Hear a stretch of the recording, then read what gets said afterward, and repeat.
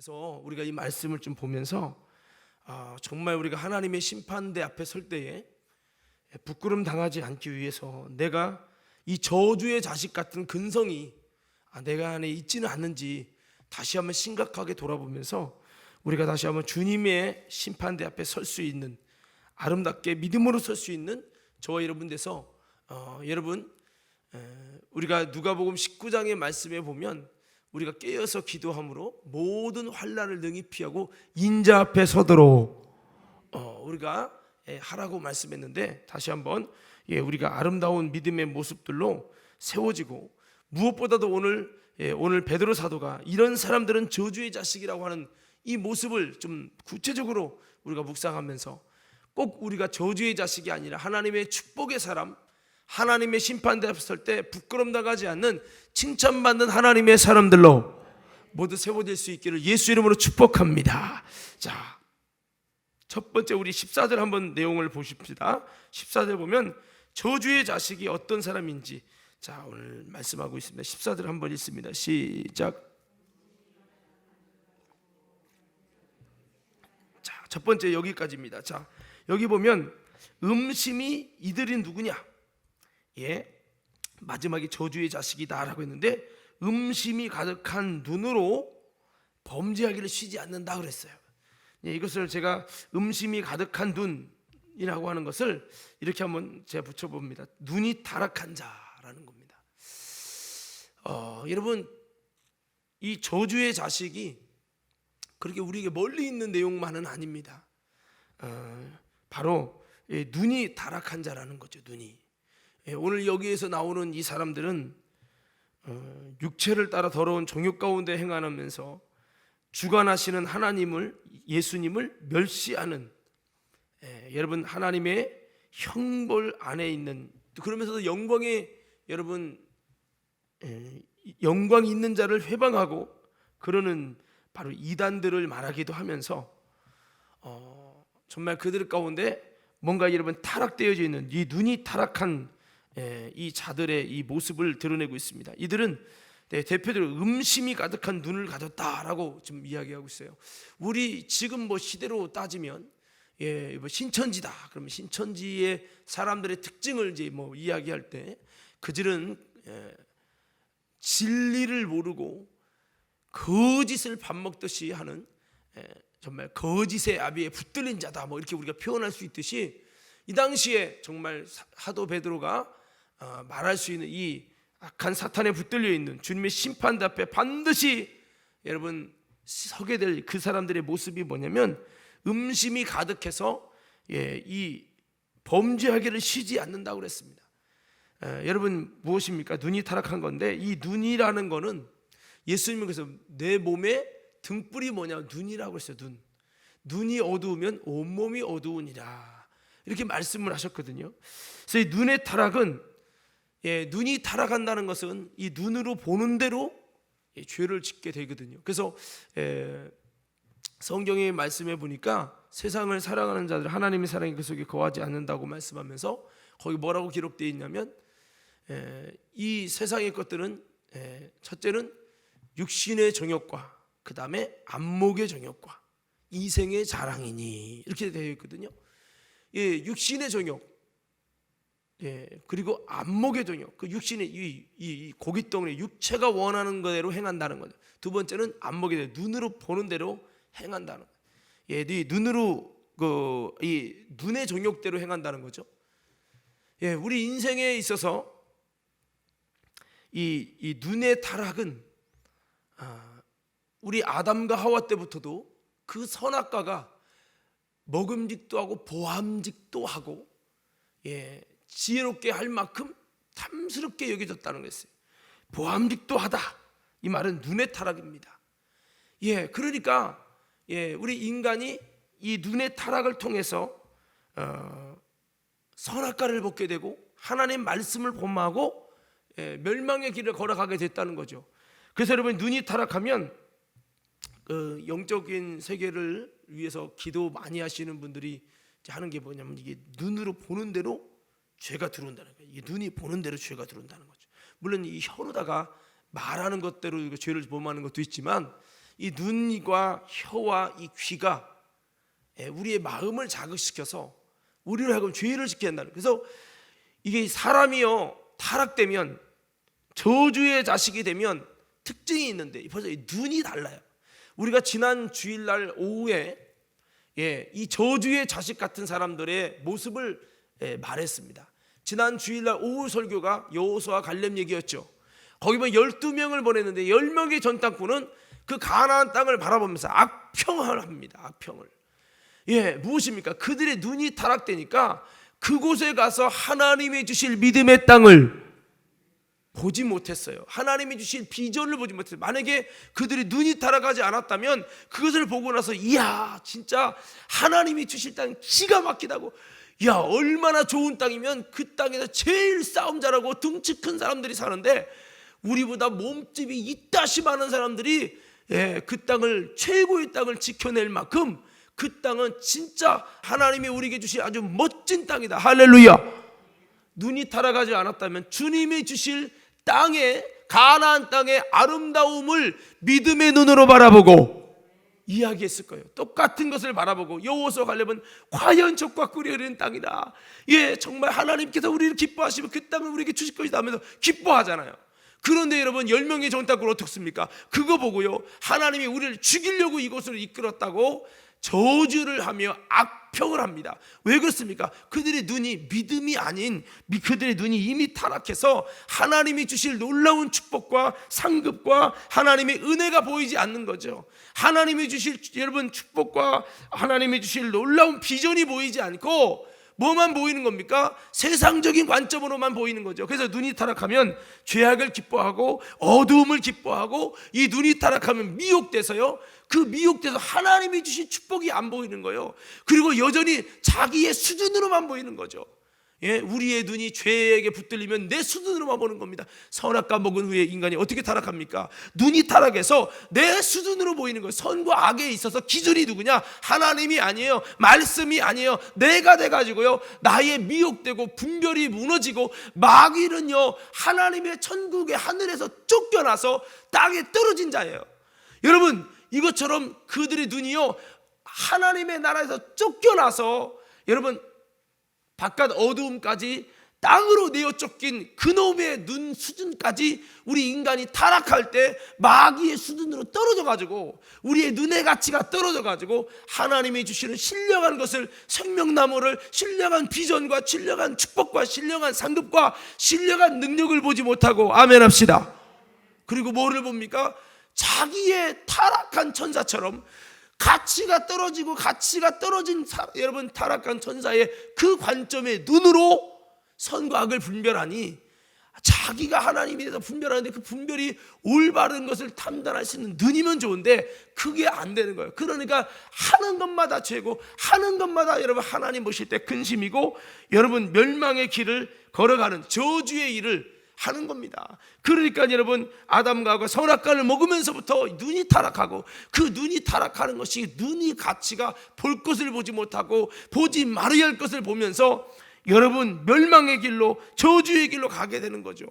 여러분 그렇습니다. 우리 인간이 눈이 타락하면요 이 죄악을 기뻐하고 쓸데없는 걸 기뻐하고 진짜 봐야 될 건 못 보고 그렇다는 거예요. 지금도 이 세상에요 이 눈이 타락하면요 정말 내가 보지 말아야 될 걸 보면서 분노하고 그것 때문에 상처받고 그것 때문에 시험 들고 그래요. 그러나 여러분 눈이 온전하면요 그리스도의 눈이 되어서, 하나님의 눈이 되어서 내가 정말 봐야 될 것을 보게 되고, 하나님의 놀라운 여러분 섭리를 보고 하나님의 놀라운 여러분 예비하심을 보게 되어지고, 그럴 때 우리 신앙이요 아름다운 성공과 아름다운 승리하면서 삶을, 이 여러분 더러운 세상 같은 세상이지만 이 삶을 살면서도 주님을 보게 되어지고, 여러분 주님이 하실 아름다운 비전을 볼 때 하나님이 세상을 이처럼 사랑하사, 하나님 보실 때 이 세상이 여러분 좋다는 것이 아니라 이 세상이 그래도 하나님의 비전이 있는, 하나님의 독생자를 버리실 만큼 사랑하는 곳이었다. 왜? 사랑하는 하나님의 사람들이 있기 때문에, 구원받아야 할 자기 백성이 있기 때문에 이처럼 이 세상을 사랑했다는 거예요. 그런데 여러분 타락해보세요. 사람 보기도 싫어요. 타락해보세요. 눈 타락하잖아요. 다 보기 싫어. 사랑하고 싶은 사람이 없어. 이웃을 내모지 사랑하라? 아유, 교회 가면 왼수들만 있어. 싫은 거야. 이 눈이 보이는 것마다 꼴물게 가족보다 저놈의 새끼 나가 뒤져라. 벌써 여러분 입에서 욕이 나올 수 있어. 계속 안 좋은 것만 보이는 거예요. 이게 여러분들도 만약에 이 눈이 타락하면요, 제가 그렇게 싫을 거예요. 근데 여러분이 눈이요 은혜 받으면요, 부족한 나도 부족한 목사도 사랑스럽고 그런 거예요. 막 부족한 장로님이 있을지라도 그래도 이런 장로님들이 있어서 감사하고 든든하고 할렐루야. 우리 과림교회 성전 건축을 허락하신 주님께 감사하고 그런 거죠. 근데 눈이 타락하잖아요. 이렇게 죽겠는데 무슨 코로나인데 무슨 성전 건축이 벌써 여러분 타락한 사람의 특징은 벌써 이게 달라요. 관점이 다르다니까요. 여러분 이렇게 어려움 중에도 하나님께서 이런 모든 일을 통해 하나님이 하실 비전을 바라보고 이게 눈이 회복되면 그렇다는 거죠. 오늘 저와 여러분의 눈이 타락하면 저주의 자식이 됩니다. 눈이 성공하면요, 이 어둠과 같은 세상 속에서도 하나님이 하실 비전을 보고 참빛을 보고, 찬양에 그랬잖아요. 가시 뿌린 세상 속에 참빛을 심게 하시고 미랄로 썩게 하소서. 이 가시뿐인 세상 속에 참빛을 심게 해달라. 하나님이 이 세상에 여전히 하나님을 따르는 사람들, 여전히 하나님이 준비시킨 영혼들, 그래서 은혜 받으면요, 그렇게 미웠던 사람이 하나님이 저 영혼도 사랑하시고, 지금 하나님의 눈으로 보니까 이 영혼의 속에 있는 긍정적인 하나님이 볼 때, 이 사람을 볼 때 죄악의 모습을 바라보기보다는 그 사람에게 있는 아름다운 장점과 아름다운 비전의 모습을 바라보시고, 여전히 주님은 희망을 가지고 그를 사랑하고 계신다는 그 주님의 관점으로 바라보게 되어지고, 그러니까요, 미워하고 정죄하고 여러분 그게 아니라 여전히 내가 품고 사랑해야 될 희망의 대상으로 바라봐지는 거죠. 오늘 여러분 그렇습니다. 그렇게 될 때 서로 관계가 회복되고요, 여전히 살고 싶지 않은 이 세상일지라도요, 이 세상이 여전히 내가 주님이 맡겨진 소중한 사명이 있는 이 세상이라는 믿음의 아름다운 기대를 가질 수 있으니, 저와 여러분들이요 타락하면요, 이 눈이 타락하기 때문에 살고 싶지 않고 세상 다 만사 살고 싶지 않아요. 죽고 싶어요. 우울증 걸리는 게 왜 그러냐? 눈이 타락해서 그래요. 눈이 고쳐지면요, 우울증이 아니라 삶의 기쁨이 오고 삶의 평안이 오고 달라진다니까. 자, 여러분 그렇습니다. 이 눈이 타락하면 죄악을 기뻐하고 어두워지고요, 자꾸 미혹돼요. 한번 눈 좀 잡아봐. 눈 좀 잡아. 빨리 다 잡아. 이렇게 눈 잡아봐. 그리고 외쳐봐요. 주여. 다시 한번 주여. 이 눈이 오염되지 않게 하옵소서. 다시 한번 이 눈이 타락하지 않게 하옵소서. 할렐루야. 다시 한번 이 눈이 미혹되지 않게 하옵소서.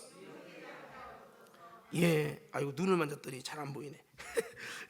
그렇습니다. 이렇게 여러분 이 눈이 타락한 자, 그 음심이 가득하다. 이 눈에 보면 이 죄가 붙들리고 귀신이 딱 붙들면 눈빛이 다르다는 거죠. 은혜 받아봐요. 눈빛이 선하고 참 은혜로워요. 눈에 도끼가 쫙 빠져 있는. 근데요, 막 누구를 막 미워하고 짜증 나고 그러고 거울 봐봐. 귀신 들은 것 같아. 그랬습니다. 여러분 아담과 하와도 이렇게 선악과가 보암직하다는 건, 죄가 멸망할 것이 보암직하다는 건 눈의 타락이죠. 우리 인류의 조상도 그랬고 계속해서 그랬어요. 눈이 타락하니까 미혹되죠. 분별이 안 되는 거죠. 그리고 죄악을 기뻐하면서 결국은 어두워지면서 그런다는 거예요. 라오디 교회가 마지막 시대에 성령 받았지만 뭐가 타락했어요? 그의 눈이 멀었다고 그랬어요. 악한 영은 눈멀게 하는 영이에요. 우리 마음과 우리 영의 눈을 멀게 해서, 몸이 온몸에 등불이니까 이 눈을 멀게 하면 내 신앙이 어두워지는 겁니다. 이 눈이 어두워져 갖고 계속해서 여러분 우리가 타락해서 분별 못하죠. 미혹되죠. 자꾸 죄악을 쓸데없는 걸 기뻐하게 되죠. 이게 무서운 거예요. 그래서 삼손이가 타락했을 때 못 빠졌죠? 눈 얘기하잖아요 지금. 그러니까 눈이 다 답이에요. 이제 뭐가 빠져요? 눈 빠졌다는 건 굉장히 상징적인 의미입니다. 그의 영의 눈이 빠졌다고 하는 것을 의미하는 거예요. 근데 구약이 아니라 신약의 사울이 여러분 주님을 만났는데 눈이 갑자기 멉니다. 그게 뭐예요? 사울이 보고 있는 줄 알았지만 예수쟁이 잡아 죽이는 것이 보는 줄 알았지만 실상은 보지 못하는 소경이었다는 것을 그전에는 몰랐어요. 자기가 소경이었다는 것을. 그러나 예수님을 만나고 보니까 내가 소경이었구나라는 걸 알게 되죠. 눈이 병들었다는 걸 알게 됩니다. 그게 사탄은 우리 눈을 멀게 하는 거죠. 눈을. 여러분, 오늘 다시 한번 이 눈 멀게 하는 악한 권세를 이기고 다시 한번 눈을 치료받을 수 있는 저와 여러분 되기를 주의 이름으로 축복합니다. 사도 바울이 예수님 앞에 회개하고 아나니아를 통해서 안수받고 성령이 충만하게 그에게 임하게 되면서 그의 눈이 떠지고 치료받은 것처럼 오늘 여러분, 저와 여러분들이 이 성전에서 예수 그리스도를 힘입어서 우리의 눈을 타락시키는 악한 권세의 거센 눈병과 눈을 멀게 하는 역사가 있을지라도 우리가 다시 한번 눈을 뜨게 하시는, 소경의 눈을 여시는 예수 그리스도. 여러분, 구약에 보니까 선지자들이 소경의 눈을 연 기록이 없어요. 죽은 자를 살린 기록은 있어도 소경의 눈을 뜨게 했다는 기록이 없어요. 오직 누구만 이 일을 하기로 약속되어졌냐면 바로 메시아여 그리스도, 예수만 소경의 눈을 뜨게 하시기로 성경은 약속되어져 있었어요. 근데 신기하게 정말 예수님이 오시더니 뭐를 뜨게 합니까? 소경의 눈을 뜨게 하시고, 세례 요한이 물어봅니다. 당신이 진짜 오실 메시아인지 아닌지 알려주십시오. 그러니까 예수님이 참 수준 있는 대답을 합니다. 이렇게 전해라. 앉은 병에게 나고 소경의 눈을 뜨고 가난한 자의 복음이 전해지고, 그렇게 이야기를 해라. 그리고 알아들을 수 있는 분별이 있으면요, 소경의 눈은 메시아가 오면 떨어지는데, 야, 그분이 바로 메시아구나, 할렐루야, 알 수 있었어야 되는데 얼마나 알았는지 저는 모르지만은 아무쪼록 이 눈이라는 것은 참 중요한데 라오디게아도 미지근하게 만들면서, 꼭 마귀는 이런 것 같아. 뱀이랑 참 비슷해요. 뱀이 개구리 잡아먹을 때 저는 많이는 못 봤지만 내가 좀 본 것 같아요. 뭐냐면 뱀이 먼저 와서 샥 먹는 게 아니에요. 뱀은 죽은 고기는 안 먹고 산 거를 지가 와서 독을 쫙 뿌려버려. 독을 뿌리면 개구리가 이렇게 떨어. 근데 못 움직여. 모든 몸이 마비돼. 마비되면 떠는 모습이 참 행복한가 봐. 그때 스며시고 와요. 이렇게 와서 칭칭 감어. 그거 아갈배기를 쫙 불려가지고 통째로 먹어. 아주 무서운 놈입니다. 저는 그거 볼 때마다 참 마귀 같아. 마귀가 어떻게 죽입니까? 처음엔 죄의 독을 뿌려. 그래서 우리로 하여금 신앙이 미지근한 신앙이 되게 만들어. 뜨겁지도 않고 차갑지도 않고, 기도도 뜨겁지도 않고 차갑지도 않고, 그래도 미지근해도 서서히 눈 멀어. 영적인 눈을 멀어. 죄가 죄로 보이지 않고, 진짜 봐야 될 주님은 안 보이고, 죽어가는데도 죽은지도 모르고, 어두워지고 미혹되고 분별력을 상실하고, 이런 상황 가운데 총명이 식어지면서 미지근해지는 거예요. 미지근해지다 보니까 이 라오디게아가 뭐가 점점 멀어요. 눈이 머는 거예요. 눈이 멀어서. 그래서 예수님이 눈 멀었다는 거예요. 여러분, 라오디게아는 눈 멀었다. 오늘 그 안약을 사서 눈을 고쳐라. 안약을 사서 눈을 고쳐서 보게 하라는 거예요. 오늘 여러분 이곳에 왜 왔습니까? 안약, 바로 하나님의 말씀을 통해서, 하나님의 성령을 통해서, 하나님이 주시는 놀라운 생명을 통해서 우리의 영의 눈을 떠지게 하여 주옵소서. 마귀는 눈이 타락한 자를 만든다. 그래서 여러분, 이 죄지는 모습을 보면 눈이, 나도 이렇게 가끔씩 거울 봐요. 아이고, 덮어도 눈빛 보면은 요즘 은혜 안 받은 얼굴이구나. 이런 게 이제 벌써 느껴지는 거죠. 은혜 받으면 벌써 눈빛이 이렇게. 그래서 여러분, 이 눈이 타락한다는 게 음심이 가득한 눈이라는 거예요. 이거는 음란의 귀신이 그를 휘어잡은 모습이죠. 그래서 여러분, 영적으로 기도 많이 하시고 영안이 밝은 분들은 이렇게 보시면 사람들이 눈을 피한대. 왜? 눈을 보면 그 속에 죄가 들어있고 그 악한 영에 귀신이 들어있어. 눈빛, 귀신 들린 사람들 보면요, 그래서 눈빛 마주치나 귀신 들린 사람 딱 보면 그 귀신이 보다가 숙여요. 그러거나 내가 보고 어머 무서워, 그 눈 보면서 무섭잖아요. 그러면 귀신이 눈에 막 도끼가 생기면서 욕이 나가기 시작해. 그 우리는요, 우리 속에 귀신 들어서 이 귀신의 눈빛이 음심이 가득한 빛으로 막 이렇게 나면 안 돼요. 우리가 악한 더러운 곳으로 눈빛이 나면 안 되고, 우리가 하나님의 거룩한 성령으로 정말 우리의 눈에서 여러분 하나님의 빛이 나야지 더러운 마귀의 여러분 이런 죄의 빛이 나면 안 된다는 말이죠.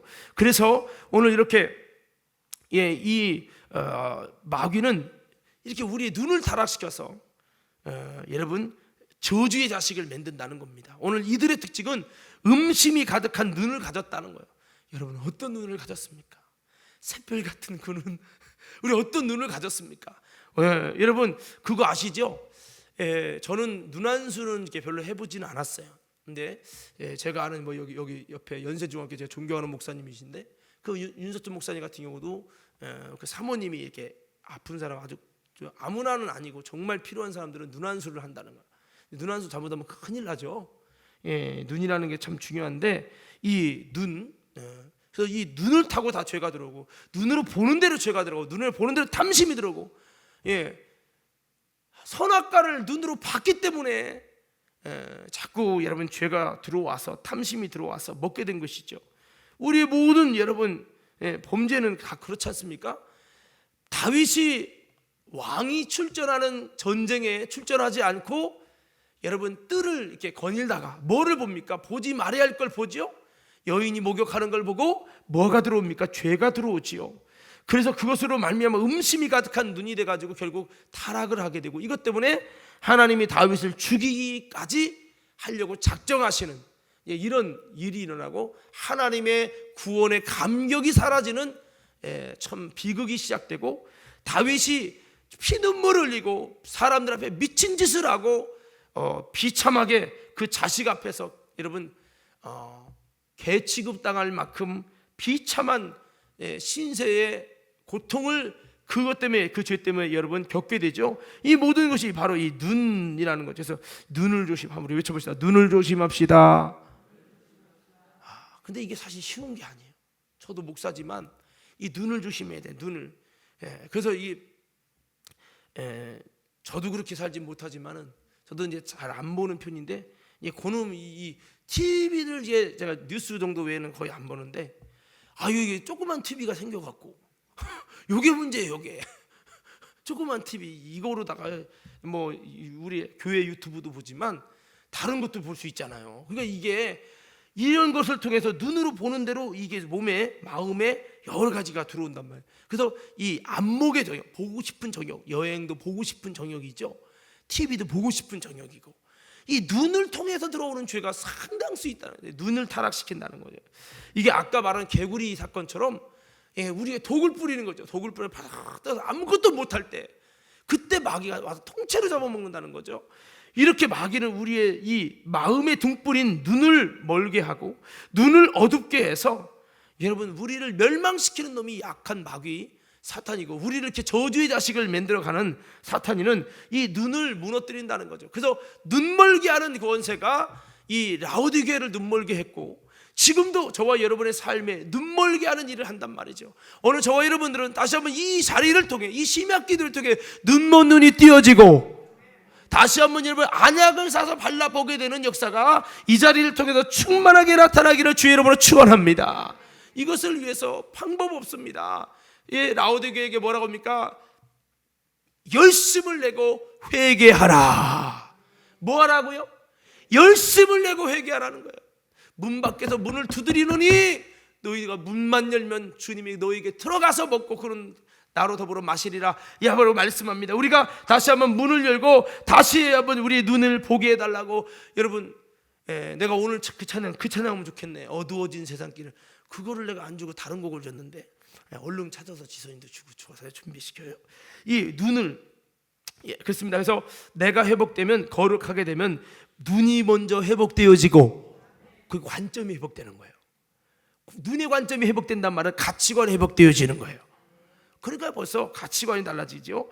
눈으로 보는 것 똑같은 것을 봐도 달라지는 겁니다. 여러분 그렇게 눈이 회복되게 되어지고 세상을 바라보는 관점이 달라진다는 거예요. 세상 가치에 물들지 않는 여러분 신령한 가치로 가치가 바뀐다는 거죠. 하나님은 이렇게 우리 인간이 타락 후에 선악과를 먹어서 선과 악을 아는 일이야 우리와 같이 하나가 됐다. 하나가 됐는데 바로 눈의 타락과 분별력의 타락으로 말미암아 하나님처럼 판단하면서 더 못된 죄악의 길을 걸어가는 사탄적인 사람이 된 겁니다. 그냥 우리 인간이 선악과 때문에 참 아주 해볼 수 없는 죄에 생산하는 기계가 된 거죠.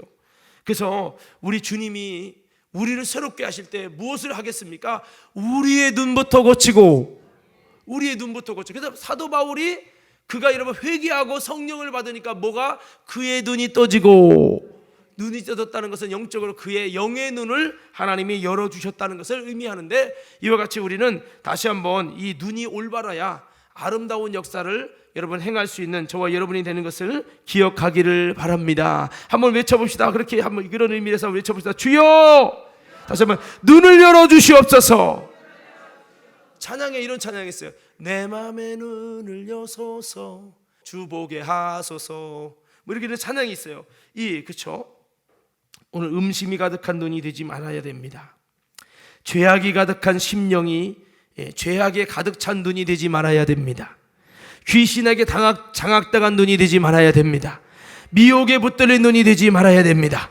오히려 귀신 역사가 내 눈을 바라보고 떠나갈 만큼 선한 아버지의 영역 있는 눈이 되게 하여 주옵소서. 오늘 우리 그렇게 되어야 된다는 거예요. 이 타락한 눈은 범죄하기를 쉬지 않는다고 했습니다.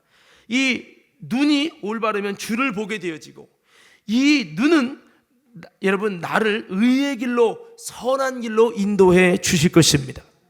그러나 이 눈이 타락하면 세상을 바라보게 되고, 그 눈이 결국 나를 죄의 길로, 악한 길과 멸망의 길로 인도해 준다고 하는 겁니다. 그래서 우리들은 다시 한번 이 저주의 자식이 되지 않게 해서 눈을 지켜내는 사람이요, 눈을 다시 한번 주님이 주신 이 언약을 예수 그리스도로 말미암아서 이 여러분 성령 충만과 회개와 예수님의 놀라운 하나님의 은혜를 통해서 눈을 지켜내는 신앙인이 되어서 다시 한번 저주의 자식이 될 수 않는 저와 여러분, 사울의 인생이 바울로 변화되어지는 인생, 육신의 눈을 떴던 사람이 아니라 이제 다시 영의 눈을 뜨고 하나님의 부르심을 향해 달려갈 수 있는 저와 여러분 돼서 저주의 자식이 아니라요, 하나님의 자녀로, 하나님의 축복의 자녀로 세워지기를 예수 이름으로 축복합니다. 자, 여기 14절 이제 두 번째 한번 보십시다. 14절 다시 한번 읽어봐요. 시작.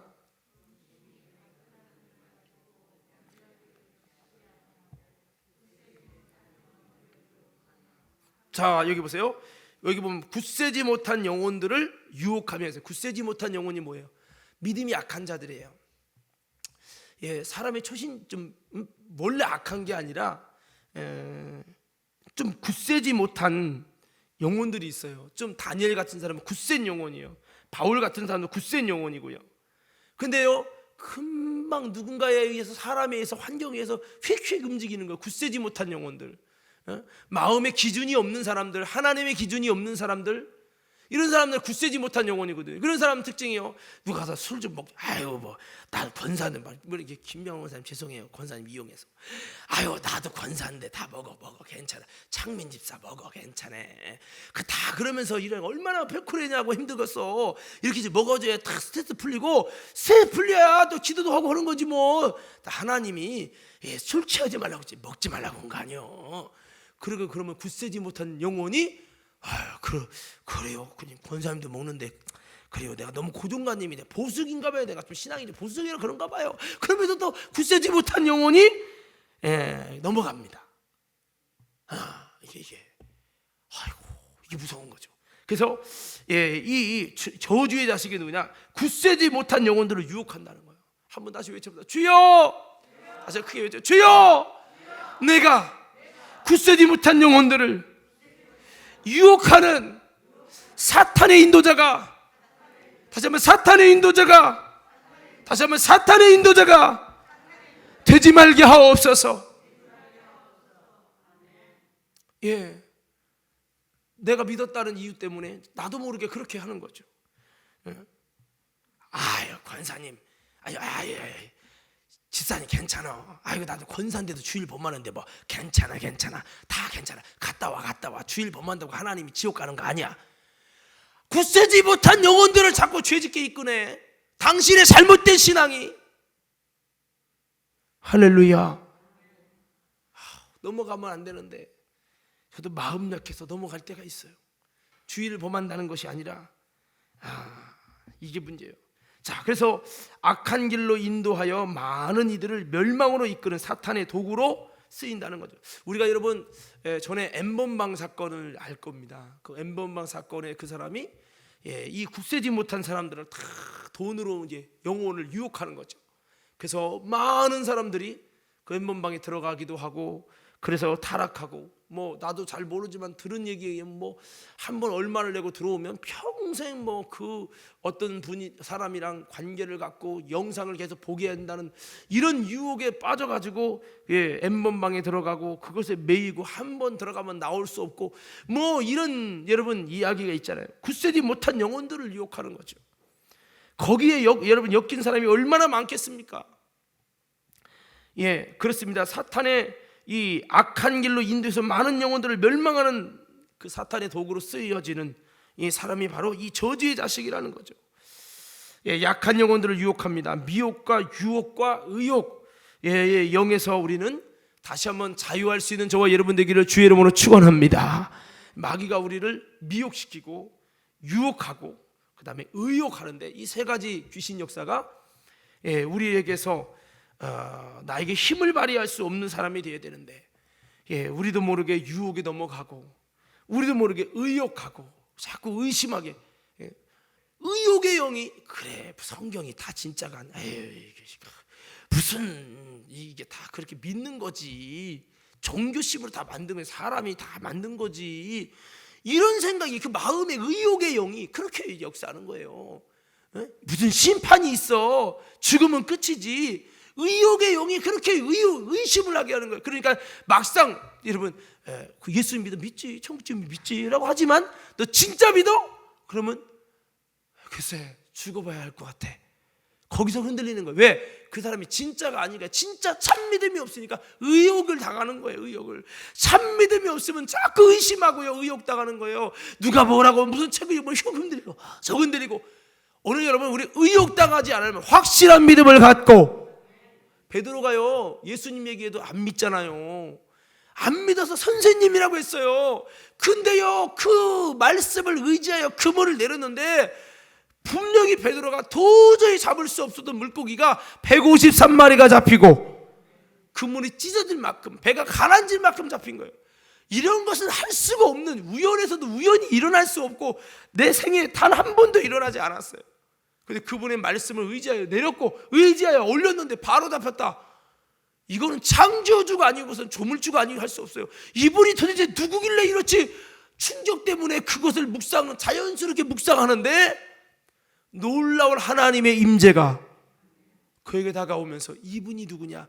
그리스도요 내가 기다렸던 메시아요. 이걸 알게 되는 순간 그 앞에 엎드려서 주여 나를 떠나서 나는 죄인입니다. 통곡하며 회개가 나오죠. 할렐루야. 그렇게 만나고 보니까요 예수님을 향해 여러분 정말 주는 그리스도시요 살아계신 하나님의 아들입니다. 시몬아 보기다 이것을 내게 알게 하는 혈육이 아니다. 하늘에 계신 내 아버지께서 알게 했다. 네가 배워서 하는 거 아니다. 들어서 하는 거 아니다. 교육받아서 하는 게 아니다. 바로 하늘에 계신 내 아버지께서 내게 알게 하셨다. 그 복이 있다는 거예요. 이렇게 그가요 주님을 알게 되니까 여러분 확실한 참 믿음이 오고 참 믿음이 있으니까요 연약함 속에서도 의욕의 역사를 이기고 의욕은 이겼어요. 근데 문제는 뭐예요? 유혹을 못 이긴 거예요. 유혹이 뭡니까? 사실 유혹이라고 생각할 수도 있고 뭐 여러 가지 다른 방법을 설명할 수 있지만 죽음이라는 문제 앞에 회피하고 싶었고 그래서 결국은 그가 그런 악마의 유혹에 예수를 모른다고 부인하고 배반하는 모습을 통해서 이런 것도 의혹당하지 않고 유혹당하지 않고 미혹당하지 않으려면 뭐냐? 한번 따라서 힘이 있어야 된다. 시작. 크게 좀 외쳐봐요. 다시 한번 시작. 뭐가 있어야 된다고요? 힘이 있어야 된다. 여러분이 만약에 그 어떤 마귀가 세상 사람이 돌을 쳐넣어 걸어준다도 나는 예수는 그리스도시요 살아계신 하나님의 아들이라고 정말 확실히 믿는 분을 크게 아멘합시다. 그럴 수 있다면 그만큼 말씀을 통한 영적인 그만큼의 힘이 온 거예요. 근데 만약에 칼을 들고 너 예수 부인 안 하면 죽여. 이렇게 지금 여러분 공산당이 와서 한다고 할 때 나는 내가 마음속에 깨달은 믿음, 목에 칼이 들어와도 순교해도 나는 예수 부인 못해요. 여러분 그럴 수 있는 분은 아멘을 합시다. 아멘을 했지만 얼마나 진실한지 뚜껑 열어봐야 하는 거예요. 왜 그러냐입니까? 베드로가 다 부인해도 난 부인 안 한다고 했잖아요. 근데 부인했잖아요.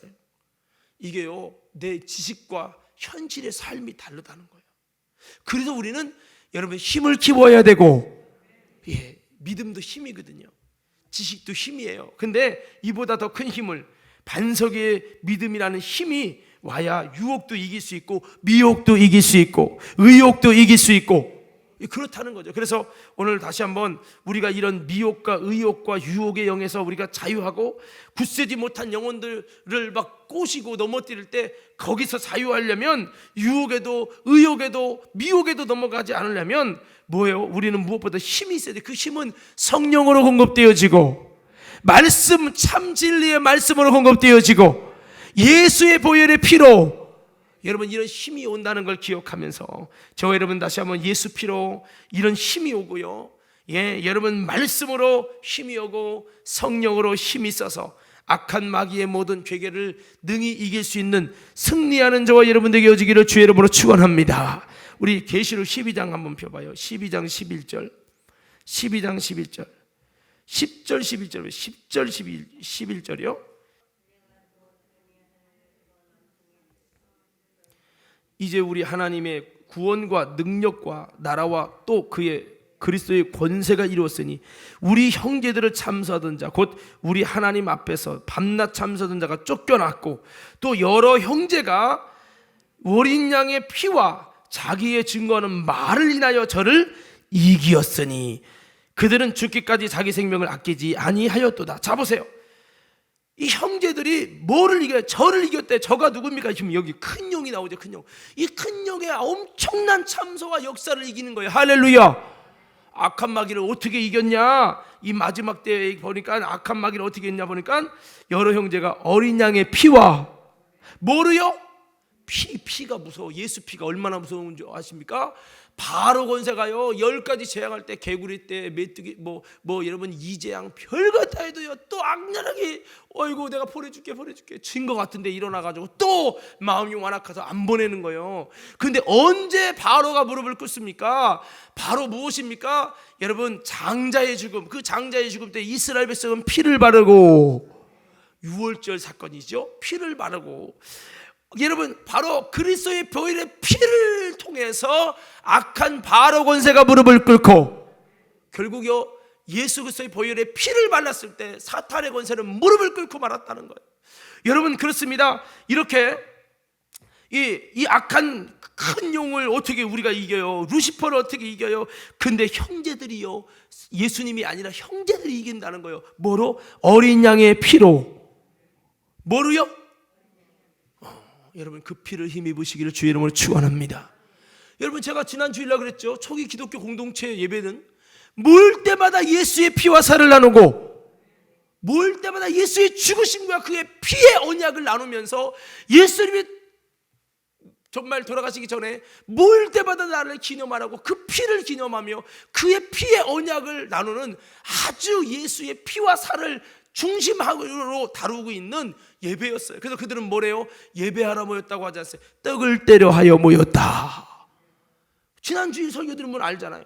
이게 초대교대 기독교 공동. 그러니까 그들은 순교까지 하는 거예요. 근데요 언제부터 기독교가 이렇게 힘이 없어집니까? 요즘 시대 보세요. 바빠서 성찬하지 말재요. 장로님이 하지 말자면 다 순종해. 목사님들이 장로님 하나님 생겨갖고 거기다 사모님 하나님이 곁들여서 그려 하지마 좀 그러면 또 거기다 이렇게 사모님 하나님이 곁들이면 교회 중직들이 그렇게 하면 이제 하나님이 되는 거예요. 우리 과림교회는 그러지 마십시다. 더 크게 아멘. 여러분이 해도 난 할 거예요. 해도 난 할 거예요. 그런 고집은 제가 똥고집이요. 똥고집이라고 하면 안 되지. 그런 고집은 제가 좀 세요. 근데 내가 믿음이 약해서 윤석순 목사님처럼 막 목에 칼이 들어와도 막 밀고 나가야 되는 거기는 성도 200명이 나간다고 해도 성도 200명일 때 199명이 나간다고 해도 다 나가도 한 명만이라도 하나님의 말씀 위에 서 있는 진실한 알곡이 중요하다. 그러고 200명 나간다는데 눈 하나 깜짝 안 했다는 거예요. 그러니까 하나님의 큰 부흥을 주시고, 야, 너 믿어진다 그러지 않겠어요?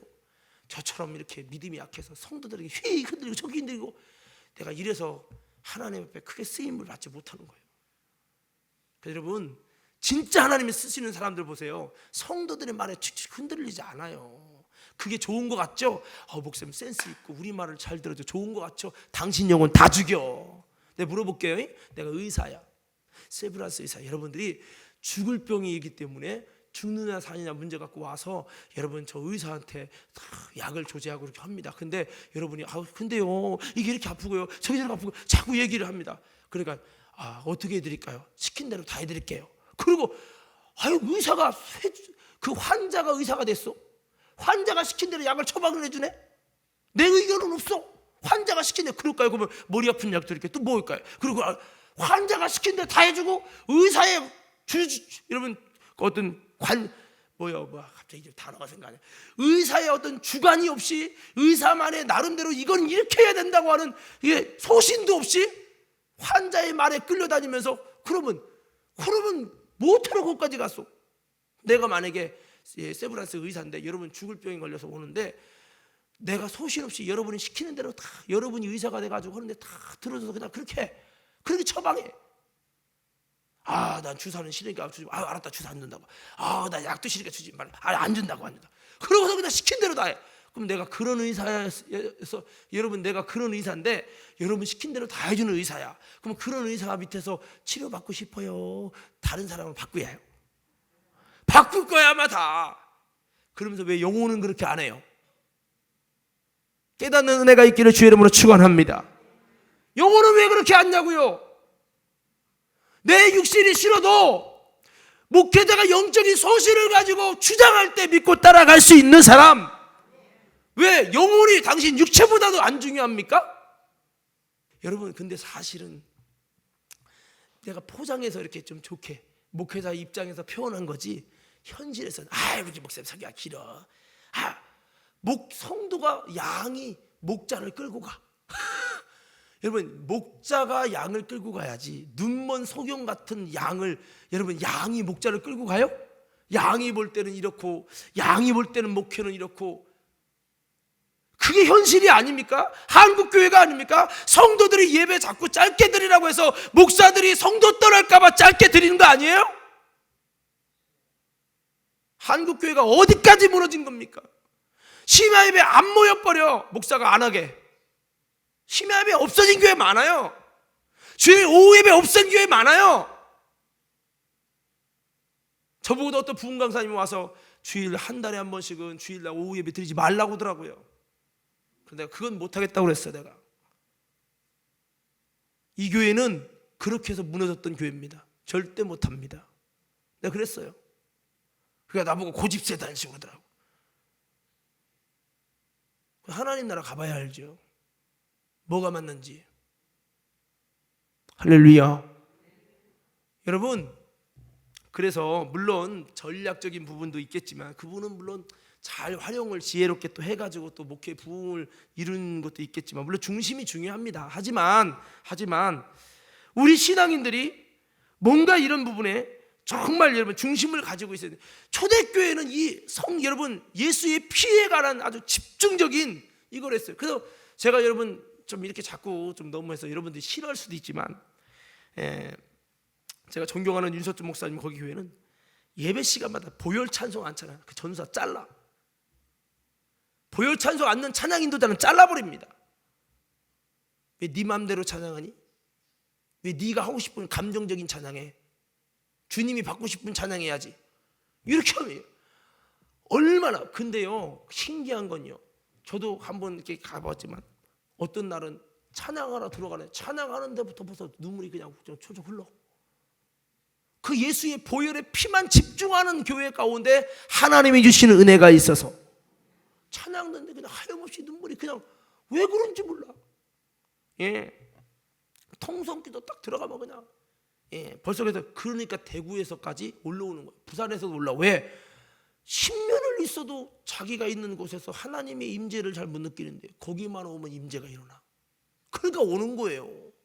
여러분 이게 지나가는 얘기를 들을 게 아니라 이게 여러분 쉬운 게 아니에요. 저도 그래서 그거를 하고 싶은 거예요. 주여, 우리 과림교회가 다른 교회에서 임재가 안 일어나도 이곳에서 주의 임재가 일어나는 영적인 나만하셔야 되게 하여 주옵소서. 얼마만큼 예수 피를 사모하고 집중해야 되냐는 거죠. 제가 예전에 한번 그런 적이 있어요. CTS에 거기 제가 임원이어 가지고 가서 이제 거기 이제 그 예배당 참석했는데 윤보원 감독님이 딱 설교를 했어요. 그 설교를 했는데 벌써 말씀을 듣는데 막 내용문이 막 깨지기 시작하면서 막 울어버리는 거야. 막 눈물이 그냥 나오는 거야. 그래서 그때 느꼈어요. 이렇게 고백했어요. 하나님, 그렇게 많은 예배를 드리는데 하나님의 임재가 어렵고 내 눈에서 눈물 한 방울 나오는 것도 어려운데 하나님, 내가 이 말씀을 들으면서 내 영혼이 웁니다. 내가 이 말씀을 들으면서 주님의 거룩한 음성을 듣고 있습니다. 뭐지요 이거? 하나님, 나에게 목회를 할 때 나도 하나님 그렇게 오랜 세월 찾아다녀도 마시지 못했던 물을 하나님, 내가 목회 현장에서 목회하는 그곳에 하나님의 거룩한 임재가 나타나게 하여 주셔서 하나님, 그렇게 주님을 만나는 은혜가 있게 하여 주셔서 정말 사슴이 시냇물을 찾아 헤매는 것처럼 헤매는 그 영혼들에게 내가 신령한 물을 줄 수 있는 진짜 은수가 되게 하옵소서. 은수가 은혜의 물가거든. 근데 은혜 떨어지면 물가가 없어. 그래서 은혜의 물가가 되게 해달라고 그런 내가 비전의 기도를 했던 게 아직도 잊혀져. 이게 수년쯤 된 거예요. 수년. 내가 얼마나 하나님의 은혜를 열망했으면, 근데 그 은혜의 열망이 쉽지 않더라는 거죠. 여러분 어떻습니까? 예배당에 앉으면 눈물이 나다면 여러분 진짜 엄청난 은혜예요. 근데 그게 쉽지 않다고요. 그거 잃어버리면요 쉽지 않아요. 근데 그렇게 성령 운동하시는 분들 통해서 제가 그런 것들을 경험하면서, 야, 그렇게 해줄 수 있는 교회를 내가 세워갔으면 좋겠다. 거기에는 전적인 하나님의 성령의 감동이 있고 성령이 역사하시는 교회로 세워가지 않으면 안 돼. 오늘 성도 여러분, 저와 여러분들이 다시 한번 예수 피에 집중돼서 악한 권세를 이기는 것은 우리 힘이 아닙니다. 예수의 피가. 그러니까 우리가 교회가 성찬 없애자고 하지 말고, 물론 성찬이라는 그 행동이 중요한 건 아니겠지만 오늘 저와 여러분 성찬의 목적은 빵과 떡을 먹는 게 목적이 아니라 이것을 통해 예수의 피를, 예수의 살을 우리가 기념하면서 다시 한번 그 피의 능력이 젖어지는 거죠. 어떤 교회가 그랬다잖아요. 제가 가끔씩 하는 예화인데 그렇게 피 터지게 싸워요. 아래층 교회, 위층 교회로 나눠져 가지고 교회가 싸우는 거예요. 목사님이 새로 부임해서 말씀을 해도 싸우고. 그래서 목사님이 그랬대요. 매주마다 성찬을 했다는 거죠. 그러니까 진력 바치니까 이거 좀 안 하면 안 되냐고. 그래서 당신네들이 여전히 싸워서 싸움이 그칠 때까지 할 거라고.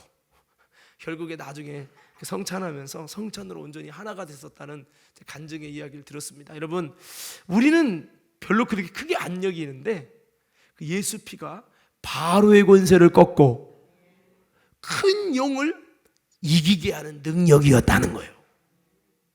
아멘. 아멘. 우리 가정에 가서도요, 가정 예배, 원래 그게 여러분 셀 예배, 속회 예배 아닙니까? 가정 예배 드리려고 하는 게, 가정 예배의 그 특수성을 살리려고 한 게 여러분 셀 예배, 속회 예배예요. 근데 이게 지금 교회에서 다 드리게 되는 형편이 됐는데, 원래 가정 예배 이렇게 드리면서도 여러분 뭐를 불러야 되냐면 보혈 찬송을 불러서 예수의 피가 이 가정에 발라주시옵소서. 문설주에 바르듯 그 가정에 바르기 원하는 마음으로 보혈 찬송을 부르는 것이 진짜 가정 예배의 원제 본질이에요. 본질. 우리 승훈이 잘 들어라. 꿈에 귀신 나오고 무서우면 예수의 피의 찬양을 부르고 할렐루야. 네, 이렇게 설교해놨으니 뭐 장로님도 하고 싶어도, 물론 우리 교회 장로님은 그럴 분은 없어요. 그렇지만 성찬을 없애자는 얘기를 못 하겠죠. 이 정도로 제가 지난 주일에도 선교했지만 이 정도로 이제 예수님의 보혈과 멀어졌다는 거죠. 그래서 저는 우리 교회가 하여튼 뭐 주일 낮 예배 때 우리 전사님도 있지만 보혈 찬송은 아주 그냥 찬양의 절반은 보혈 찬송을 해가지고 예수의 피가 우리의 죄를 녹여버리시고 귀신에 붙들리고 죄의 독에 들려있는 사람이 있을지라도 이 보혈 찬송 부를 때 악한 독이 떠나가고 그럴 수 있도록 할렐루야 이렇게 하자 이거죠. 이렇게. 예? 그리고 여러분 여기 보니까요 어린 양의 피와 그다음 뭐요? 자기의 증거하는 말을 인하여 저를 이겼으니 뭐로요? 말씀이요. 자기를 증거하는 여기서 자기의 증거가 누구예요? 바로 예수 그리스도를 증거하는 그 말씀으로 인해서 저를 이겼다는 거예요. 오늘 저와 여러분 가운데 무엇으로 이길까요? 여러분 무엇으로 의욕을 이기고 유혹을 이기고 미혹을 이깁니까? 바로 여러분 말씀으로. 말씀이 이긴다는 거예요. 여러분 다시 한번 심령과 골수로 찔러 쪼개는 하나님의 말씀으로 여러분 우리가 이길 수 있는 사람들로 무장되기를 말씀의 능력을 힘입으시기를 주의 이름으로 축원합니다. 구약의 다니엘이 여러분 성령 받지 않았는데 어떻게 이겼을까요? 말씀으로 이겼고 청년이 무엇으로 자기를 시켰냐? 요셉도 마찬가지예요. 그 속에 있는 말씀이 그를 하여금 이기게 했다고 하는 거죠. 그리고 성령을 통해서 이긴다는 겁니다. 바울이 말씀했죠. 이김을 주시는 주님께 감사하노니 누가 나를 이 사망의 몸에서 건져내 내 속에 두 가지 법이 싸운다고 바울은 고민했습니다. 근데 이김을 주시는 주님께 감사하노니 바로 그에게 무엇가 이김을 주냐? 성령의 능력이 이김을 주시고 그래서 성령은 권능을 얻게 하고 우리를 이기게 한다는 거죠. 그래서 계시록에 이기는 자가 된다는 말씀에는 전제가 되는 게 있어요. 성령으로 살 때 이기고 우리 한번 다시 외쳐봅니다. 주여 다시 한번 주여 성령으로 이기게 하옵소서. 말씀으로 이기게 하옵소서. 예수 피로 이기게 하옵소서. 말씀을 가까이 하시기 바랍니다. 말씀을 자꾸 오늘도 이렇게 들은 만큼 젖어지고 말씀을 자꾸 읽고 묵상하고 그래서 여러분 우리가 이기는 자가 되어야 된다는 거죠. 성경에 보니까 오늘 이 굳세지 못한 영혼들을 유혹하는 자들이 이 저주의 자식이라 했죠. 오늘 여러분 이 보니까 이 굳세지 못한 자들이 굳세지 못한 영혼들을 유혹하는 사람이 대표적인 예로 오늘 베드로사는 누구를 꼽고 있냐면 발람을 꼽고 있습니다.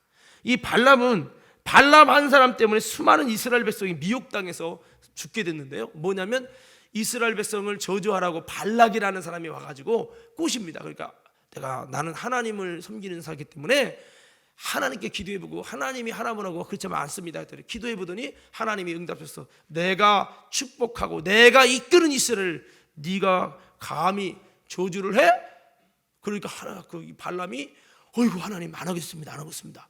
그리고 돌아가서요 말합니다. 아이고 하나님이 축복하는 사람들 절대 하면 안 된다고. 나는 하나님이 하지 말라서 안 할 거라고. 당신이 돈 줘도 안 하고 아무것도 안 할 거라고 그랬어요. 그랬더니 발람이 그 다음날 와가지고요 똥구멍을 긁는 거죠. 발람 선지자는 참 분별력도 좋고 하나님의 심히 아까워 지혜롭고 참 이러면서 발람 선지자가 대단하다고 막 칭찬해주고 막 하면서 슬며시 금덩어리도 주고 은덩어리도 주고 슬며시 막 이렇게 여러분 돈을 유혹하면서 그러니까 아유 내가 이 돈 받는다고 할 줄 아냐고 아유 안다고 당신이 돈 때문에 넘어가는 선지자냐고 그냥 이건 드리는 거라고 그냥 받아두시라고 그러면서 아유 근데요 그 하나님께 기도할 때도 뭐 귀향이면 확실하게 하면 좋으니까 한 번만 더 가서 기도해서 하나님 뜻이 어디 있는지 분별해서 좀 하면 안 되겠냐고 이렇게 막 유혹을 합니다. 그러니까 발람 선지자가 그거는 할 수 있지 그러면서 또다시 가서 하나님 기도하면 하나님이 아니라고 했지만 혹시 모르니까 확실히 해주려고 합니다. 하나님 그들을 저주하는 것이 거주해도 될까요? 안 될까요? 기도하니까 하나님 응답이 뭐라고 할게요? 뭐라고 할게요? 그들을 따라가서 저주하라는 거예요. 진짜 신기하네. 하나님이 이번에는 가서 저주하라네. 그래서 발락에 주는 것을 다 받아 먹으면서 이제 이스라엘을 저주하려고 합니다. 가는 중에서 어떻게 됩니까? 가는데 나귀 타고 촥 하는데 저주하려고 가죠. 가는데 나귀가 자꾸 벽에다가 다리를 부딪히고 다리를 긁고 이놈의 나귀가 죽으려고 앉아겠나? 또 그러는 거죠. 또 나중에는요 열받으니까 내가 칼만 있으면 널 찔러 죽였을 것이라는 등 막 화가 난 거죠. 나중에 그런 상황 속에 나귀가 입이 열리면서 말하죠. 주인이여, 내가 한 번이라도 당신을 이렇게 한 적이 있습니까? 당신 앞에 있는 여호와의 사자가 칼을 들고 당신을 죽이려는 게 안 보입니까? 당신, 나의 주인인 당신을 죽이려고 하는데 내가 어찌 그 앞에 갈 수 있습니까? 당신 보고 좀 봐라고, 눈이 있으면 좀 보라고 내가 이렇게 가르쳐 준 거 아닙니까? 그때서야 그 눈을 하나님이 여시니까 여러분, 여호와의 사자가 그를 죽이려고 이러고 있는 거예요. 그때서 그가 미혹됐었구나 깨닫게 되어지고, 이스라엘을 향해서 하나님 어떻게 할까요? 저주하지 말고 가서 축복하라, 예언하라. 그래서 그 이스라엘 축복해갖고 성경에 기록됐잖아요. 할렐루야! 여기까지는 사람들이 많이 알아. 근데 그 뒤를 몰라. 그 뒤에 발람이 어떤 일을 하냐면요, 그 다음에 이제 이스라엘과 발람 선지자가 이스라엘과 좀 친해졌잖아요. 근데 사실 발람은요, 이스라엘의 선지자예요. 하나님의 선지자예요. 사실은 이방인 선지자예요. 이방인 선지자거든요. 그러니까 사실 어떻게 보면 이방인 무당이에요, 무당. 근데 그가 이 무당들이요 다 신론이거든요. 그래서 무당에 가면요 깃발도 뭐 일본 태극기도 달아놓고 무당도 놓고, 어떤 사람은 예수님 사진도 놓고, 그다음에 스도 걸고 불상도 놓고 여러 가지. 무당들은 대부분 귀신 역사는요 다 신론입니다. 다 신론. 그래서 여러분, 수많은 애굽이든 어디 다 신론이잖아요. 예, 그 바알과 아세라 선지자가 짬뽕해 갖고 여러분 했던 거 아니에요. 귀신 역사는 다 신론이에요. 귀신이 혼자 있간디 여러분, 귀신들 같이 뭉쳐 있잖아요. 그래서 여러분 1000마리의 귀신이 뭉쳐 있고 그러잖아요. 그런데 그러니까 그가 이제 주된 점은 하나님께 해서 점을 받고, 근데 다 신론이란 말이에요. 그래서 그 무당이 사실 이스라엘의 뭐 사무엘 선지자 같은 하나님을 섬기는 그 진정한 그런 무당은 아니었어요. 근데 그 무당이 여러분 하나님의 그 영감을 받아가지고 이스라엘 축복했잖아요. 그래서 좋은 이미지를 갖고 있는데, 발람 선지자가 나중에 어떤 일을 하게 하냐면 이스라엘 백성으로 하여금 우상의 제물을 먹게 합니다. 우상의 제물을 먹게 하는데, 사람들 얘기하니까 죽은 자 이 바알볼 제가 가끔 이제 저기 명절 때 이제 설교하는 내용이, 근데 이거 좀 읽어드릴게 봐요. 저희가 또 바알볼과 연합하여 죽은 자에게 제사한 음식을 먹어서 그 행위로 주를 경록케 함을 인하여 재앙이 그 중에 유행하였도다. 때 비나스가 일어나 처벌하니 이에 재앙이 그쳤도다. 이 일을 저에게 의로 정하셨으니 대대로 무고하려. 여기 보면 바알볼과 연합하여 죽은 자의 제사 음식을 먹었거든요, 이스라엘 백성이요. 그러면 물어봅시다. 죽은 자에게 제사한 음식을 먹으면 돼요, 안 돼요? 이거 우상숭배거든요. 바울은 너희가 귀신과 합한 자가 되지 원치 않는다고 했죠. 분명히 죽은 사람에게 제사하는 거예요. 신에게 제사한 게 아니에요. 근데도 죽은 자에게 제사한 음식을 먹어갖고 하나님의 분노해갖고 이스라엘 저주에서 수만 명이 죽었어요. 여러분, 이렇게 됐는데, 여러분 이때 바알볼과 연합하게 했던 사람이 누구냐? 이 사람이 발람입니다. 발람에 대한 좋은 이미지 때문에 묻지도 않고 따지도 않고 먹어버렸어요. 그래가지고 문제가 돼서 이스라엘이 많이 죽게 된 거예요.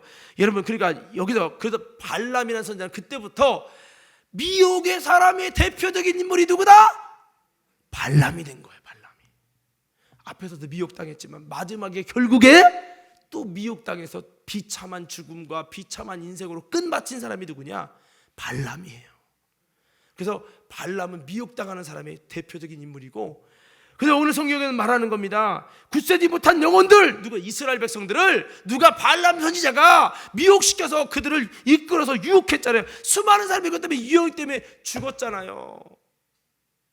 하나님의 사람들이 이것 때문에 넘어가서 죽은 거예요. 이 일을 막은 사람이 비느하스고요. 그래서 오늘 여러분, 이 발람 한 사람 때문에 수많은 이스라엘이 미혹당해 망하게 됐잖아요. 이 선지자는 자기의 미친 것을 알지 못하고 있었다고 오늘 성경은 말씀하고 있습니다. 우리 여기 한번 15절 16절 한번 읽고 말씀 마치십시다. 15절 16절. 자, 15절 16절 시작.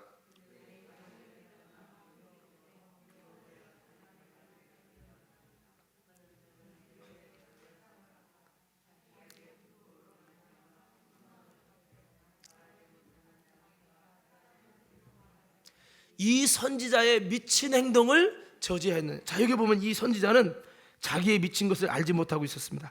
혹여나 나도 그럴까 주의를 해야 된다는 거죠.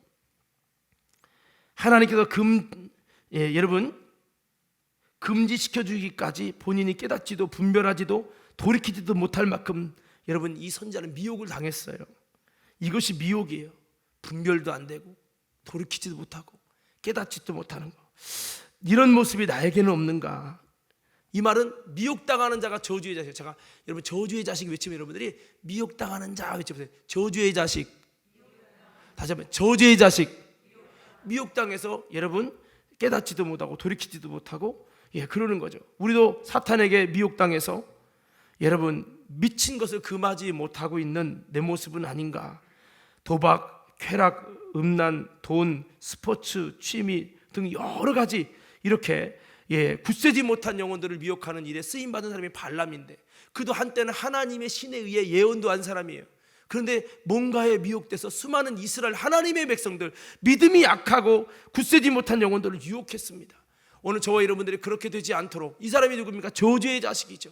이런 저주의 자식이 되지 않도록 힘쓰는 우리 모든 저와 여러분 되어지기를 주의 이름으로 축원합니다. 자, 하나 더 남았는데 시간이 없어서 이제 그 하나랑 다음 시간에 좀 이어서 말씀을 전하도록 하겠습니다. 오늘 기도 제목만 가지고 이렇게 기도하세요. 한번 제가 따라 외칠 테니까 여러분 크게 한번 따라 외쳐보세요. 탐욕에 연단된 마음을 가진 자다.